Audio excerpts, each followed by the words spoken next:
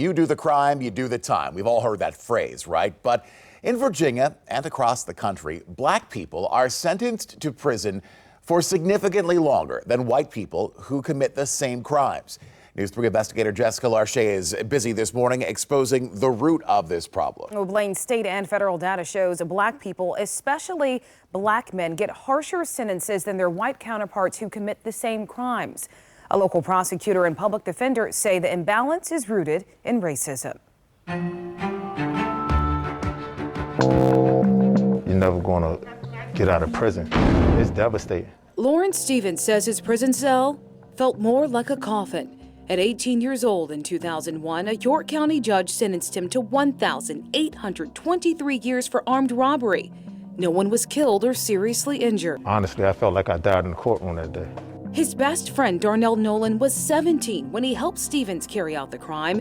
He got 33 years. Just knowing that I got that time and knowing that my best friend got a life sentence, I was like, there's nothing that's going to be okay about this. The men got their freedom in January after 20 years in prison. You see, the local NAACP got involved, and former Virginia Governor Ralph Northam pardoned them when he learned the judge threw the book at Stevens and Nolan, but sentenced the 29-year-old white man who orchestrated the crime to 10 years. Why are we seeing rates of Black and brown people being sentenced excessively longer than white people who commit the same crimes? The simple answer is racism. Brad Haywood is a public defender in Northern Virginia. He says cases like Stevens and Nolan highlight a long-standing crack in the criminal justice system. It's no shock to me that somebody who's Black goes into a courtroom and isn't given the fair shake that somebody who's white gets. According to the U.S. Sentencing Commission, Black male offenders on average receive sentences 20% longer than white males who commit the same crimes. And according to the Virginia State Crime Commission,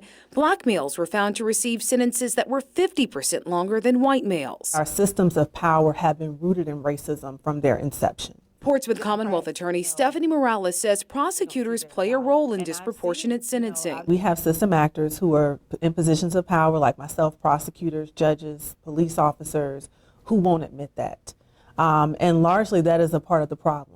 According to the Sentencing Project report, prosecutors historically use their discretion to charge Black defendants more harshly than whites for the same crimes.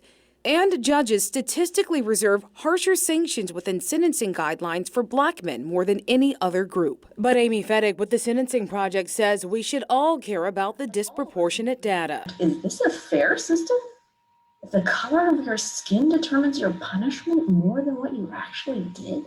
We see second chances be given to people who don't look like me. But Morales says in Virginia, there's no path for prosecutors to rectify excessive sentences of the past. As prosecutors, we cannot look at a case and say, this is grossly disproportionate. This is grossly unfair. Parole was abolished in the Commonwealth back in 1995, and getting pardoned by a governor is a long shot. But a second look bill being considered in the Virginia General Assembly aims to address that. It has bipartisan support, and if passed, it would give those behind bars a chance to ask the court to make changes to their sentence. There's a lot of work to do to reform this, and we can start by ensuring that people who are currently serving sentences that are largely unfair get a second chance. A second chance like the one Stevens and Nolan are using to shed light on the lever of justice. There's still guys that have 100, 200,000, 3 more than what was given to my co-defendant and myself.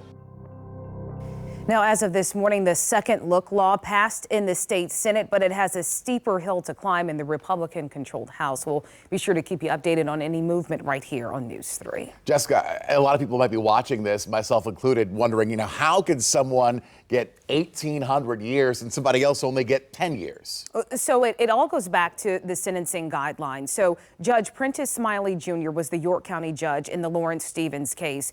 And both Stevens and the white co-defendant, they faced 3 charges that carried up to life imprisonment. That was 2 armed robbery charges and 1 armed burglary charge. So for Stevens, the judge set 3 life sentences at 600 years each.